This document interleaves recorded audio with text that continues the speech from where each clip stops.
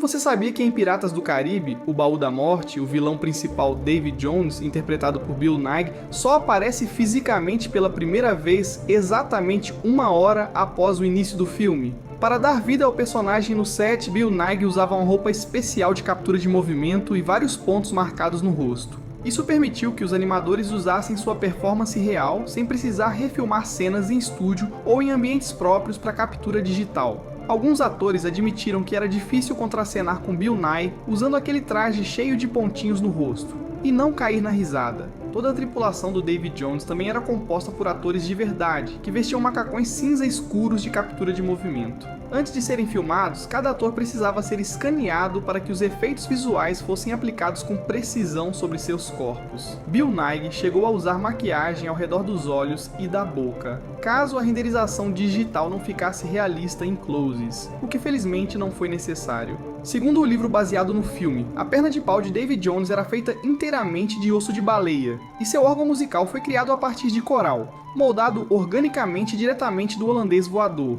O diretor Gore Verbinski optou por usar elementos reais nas cenas da roda gigante e da gaiola de ossos. Ele acreditava que o uso de cenários práticos em planos fechados ajudaria a manter o público imerso na história. Já o temível Kraken foi um desafio à parte. Como não existe nenhum animal igual para servir de referência, o diretor de animação pediu à equipe que assistisse ao filme King Kong vs Godzilla, que usava um polvo de verdade escalando miniaturas, para ajudar na criação dos movimentos da criatura. Durante o desenvolvimento do roteiro, Keira Knightley deu a ideia da cena em que Elizabeth prende Jack Sparrow com algemas ao navio, momento icônico do filme. Para esse longa e a sequência seguinte da franquia, foram construídos 2 navios de verdade, o Pérola Negra e o Holandês Voador. Você sabia que em Transformers, o nível de detalhes e complexidade dos robôs era tão alto que os animadores levavam cerca de 38 horas para renderizar apenas um único quadro do filme? Segundo os próprios animadores, cada transformação dos robôs é única, mesmo que seja o mesmo personagem se transformando mais de uma vez. Milhares de peças se movem em ordens diferentes, por rotas distintas no corpo, dependendo da situação, como velocidade, terreno ou a intenção da ação.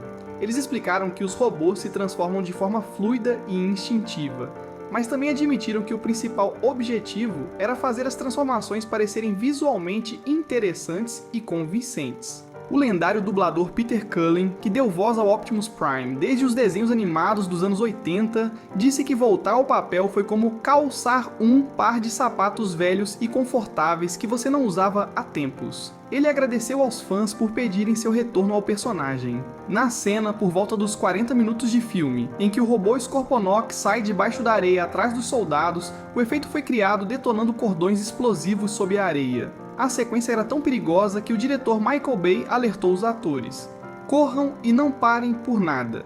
Se pararem, vocês podem se machucar seriamente ou até pior. Por isso, o olhar de pânico nos rostos dos atores enquanto fogem é 100% real.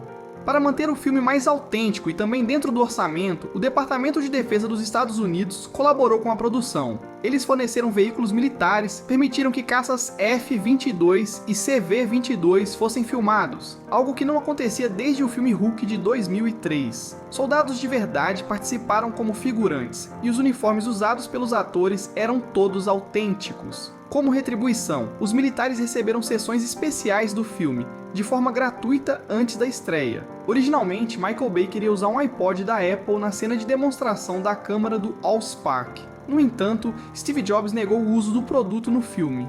Resultado? O iPod foi substituído por um celular da Nokia.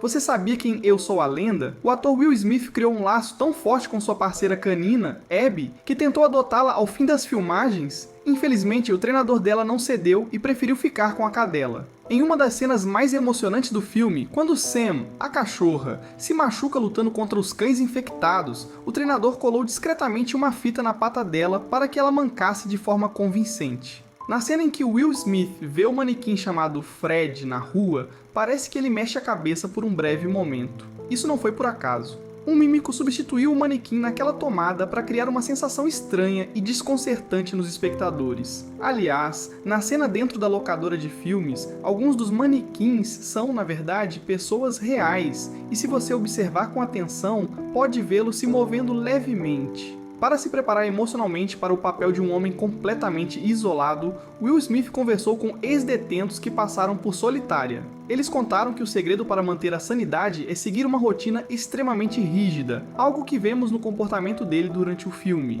Inclusive, ele usa 2 relógios, um digital e um analógico, para garantir que nunca perca o alarme que o avisa sobre o pôr do sol. Um momento crucial para sua sobrevivência.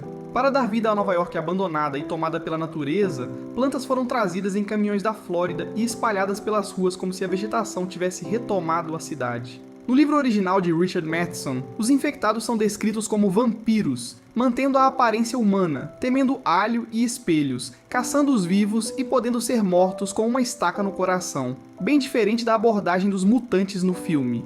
Curiosamente, a ideia inicial era usar atores com maquiagem e próteses pesadas para representar os infectados. Porém, nos primeiros testes, eles ficaram com a aparência de mímicos furiosos, o que não agradou à equipe. Por isso, optaram por usar criaturas feitas em CGI, que deram um tom mais sombrio e inumano aos antagonistas.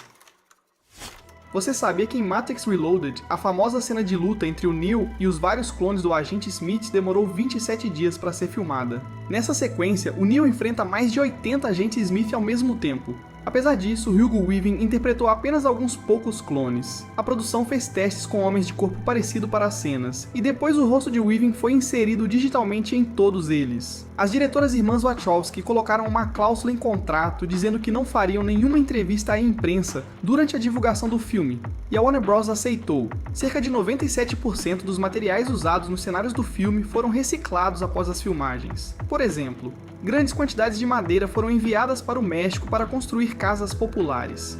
Durante as filmagens no centro de Oakland, os produtores pediram à cidade que removesse qualquer cor vermelha ou azul das ruas. Até os meios-fios foram pintados. Além disso, nenhuma planta ou vegetação podia aparecer.